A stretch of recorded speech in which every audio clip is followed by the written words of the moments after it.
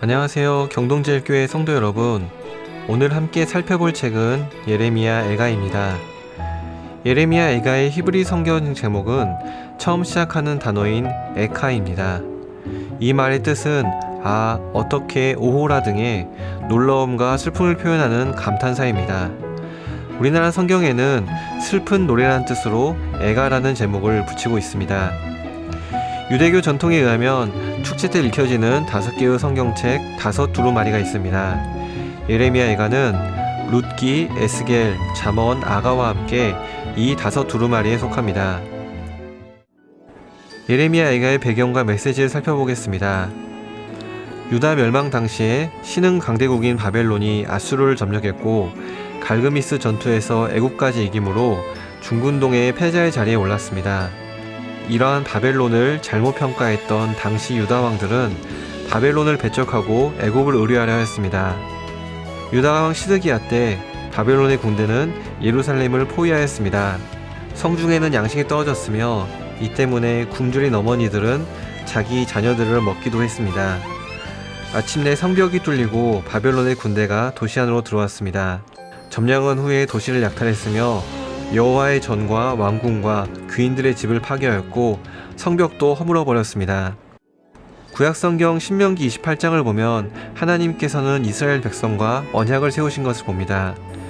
하나님께서는 그 언약에 성실하셨지만 그의 백성들은 그 언약을 어겼습니다. 그리고 언약에 기록된 대로 이스라엘은 멸망하였습니다. 하지만 하나님께서는 심판하시고 나서 버리시고 관계를 청산하시는 것이 아니라 백성들이 회개하고 돌아올 경우에는 다시 회복시켜 주신다고 이어지는 말씀인 신명기 30장에서 약속하셨습니다. 이처럼 예레미야는 이미 멸망한 가운데에서도 하나님께서는 그의 말씀과 백성에 대해 신실하심을 강조합니다. 그는 포로가 된 백성들에게 멸망한 원인을 전하고 그들에게 다시 하나님께로 돌아오라는 희망과 회복의 메시지를 전했습니다. 그렇기 때문에 예레미야 애가의 마지막 부분인 5장 21절, 22절 부분은 포로들이 절박만을 담고 있는 것이 아니라 예레미야의 메시지를 듣고 나서의 응답으로 믿음의 반응으로 볼 수 있습니다. 바이블 프로젝트 영상을 보시겠습니다. 예레미야 애가. 예레미야 애가는 구약에서 독특한 책으로서 바벨론의 예루살렘 포위와 파괴, 뒤따른 포로 시기를 살아남은 익명의 저자가 모든 일을 돌아보며 쓴 5편의 시로 되어 있습니다. 열왕기하의 전체 줄거리를 되짚어 보십시오. 예루살렘의 함락과 포로됨은 그때까지 이스라엘이 겪은 역사 중 가장 참혹한 재난이었죠. 기억해 보세요. 하나님은 아브라함에게 그 땅을 약속하셨고 다윗이 승리하여 예루살렘을 이스라엘의 수도로 삼게 하셨으며 다윗의 가문에서 왕의 계보가 이어졌습니다. 예루살렘 성전에는 하나님의 임재가 있었고 바로 거기서 제사장들이 이스라엘의 제사를 드렸죠.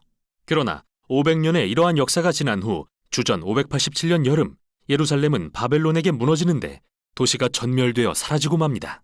예레미야 애가는 이러한 재난 이후 이스라엘 사람들이 겪은 고통과 혼란에 대해 쓴 추모시입니다. 애가 형식의 시는 성경에서 특이한 게 아닌데요. 시편에도 여러 편의 애가가 담겨 있죠. 성경에서 이러한 애가는 여러 가지 역할을 갖고 있습니다. 애가는 항변의 한 형태입니다. 하나님을 포함한 모든 이의 주의를 끌어 이 세상에서 일어나는 끔찍한 일들이 용인되어서는 안 된다고 항변하죠. 애가는 감정을 처리하는 방법입니다. 애가를 통해 하나님의 백성은 죄와 이기심이 야기한 파멸에 대해 분노와 실망을 쏟아놓기도 하죠.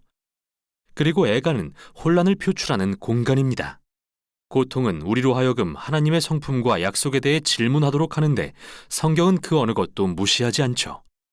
오히려 그 반대로 인간의 고통에 신성한 의미를 부여하죠. 하나님께 비탄을 전하는 인간의 표현이 이제는 그의 백성을 향한 하나님의 말씀의 일부가 됩니다. 이 5편의 시는 매우 의도적으로 구성되었는데 이게 이 책의 메시지이기도 합니다. 1장에서 4장은 아크로스틱, 즉 알파벳 시라고 불리는데 각 시구가 22개의 철자로 이루어진 히브리어 알파벳 순서대로 시작됩니다. 이렇듯 질서정연한 순차적 구조는 애가가 다루는 고통의 무질서와 혼란스러운 비탄과 극명한 대조를 이룹니다. 마치 이스라엘의 고통을 하나에서 10까지 다루면서 말로 표현할 수 없는 부분까지 표현하려고 시도하는 것 같죠. 1장과 2장은 알파벳 하나의 한 절로 구성되는 구조가 정말 비슷하지만 주제는 매우 다릅니다. 1장은 시온이라고 불리는 여인의 비탄과 수치에 집중하는데요. 시인은 예루살렘을 과부로 의노하면서 그녀를 시온의 딸이라고도 부릅니다. 그녀가 홀로 앉아 사랑하는 사람들을 잃고 비탄에 빠져 있지만 아무도 위로하러 오지 않죠. 아주 강력한 은유입니다. 그리고 여인은 입을 열어 주님께 자신의 괴로움에 주목해 주시라고 간청합니다. 이러한 모습을 통해 시인은 도시의 파괴가 이스라엘 사람들에게 트라우마 수준의 충격을 가져왔고, 그것은 장례식이나 사랑하는 이의 죽음을 경험하는 것으로밖에 표현할 길이 없다고 보았죠. 이 장은 예루살렘의 멸망에 초점을 맞추며 이스라엘의 죄가 어떻게 하나님의 진노의 결과로 이어졌는지 집중하는데, 이게 바로 이 시의 핵심어입니다. 여기서 중요하게 기억할 것은 성경에 나오는 하나님의 진노는 충동적이거나 변덕스러운 게 아니라는 겁니다. 성경을 쓴 시인과 선지자들은 하나님의 공의에 대해 말하기 위해 이 단어를 사용합니다.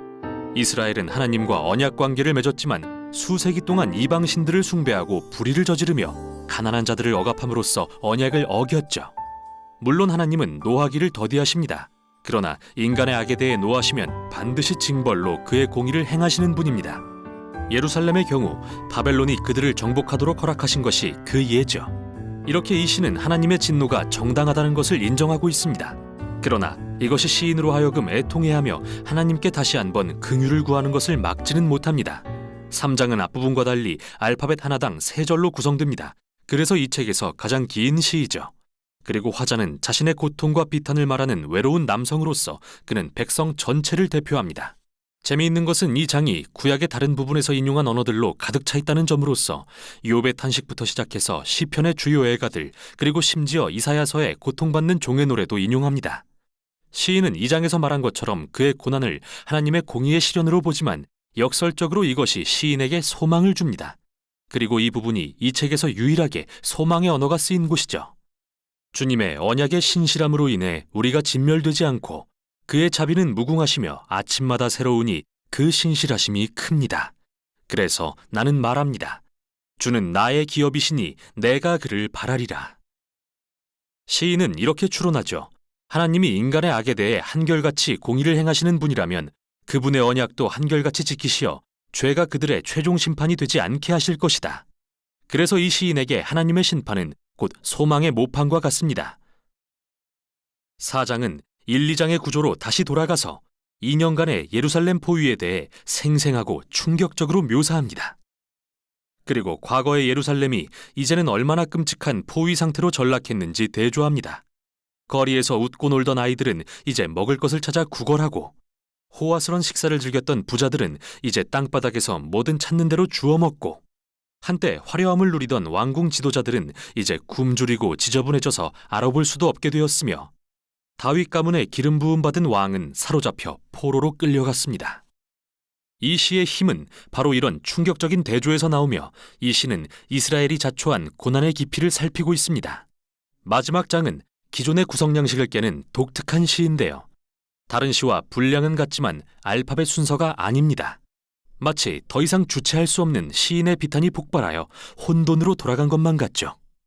이 시는 하나님의 자비를 구하는 공동체의 기도로서 이스라엘은 하나님께 그들의 고통을 외면하거나 버리지 말아달라고 애원합니다. 또한 이 시는 예루살렘의 함락으로 충격에 빠진 각기 다른 종류의 사람들을 길게 열거하죠. 그들은 하나님께 이 백성을 잊지 마시라고 간구하며 다른 이들의 고통을 토로하며 대신 애통합니다.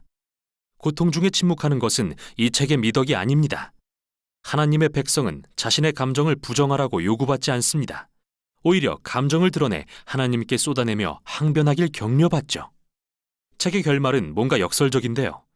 시인은 하나님이 이 세상의 영원하신 왕이심을 인정하면서도 이스라엘의 상황이 마치 하나님이 안 계신 것처럼 느끼게 한다고 고백하죠. 책의 마지막 문구는 이러한 긴장을 전혀 풀지 않은 채 남겨둡니다. 주께서 우리를 아주 버리셨습니까? 이렇게 물으며 책은 끝나죠. 시인은 멋지고 깔끔한 결론을 제시하지 않습니다. 마치 우리가 겪는 상처와 고통의 경험처럼 말이죠. 성경의 이야기가 여기서 끝나진 않습니다. 대신 이 귀중한 책은 애통과 비탄의 기도가 깨어진 세상에 사는 하나님의 백성의 믿음의 여정에서 얼마나 중요한 부분인지를 보여줍니다. 이것이 바로 예레미야 애가가 전하는 내용입니다.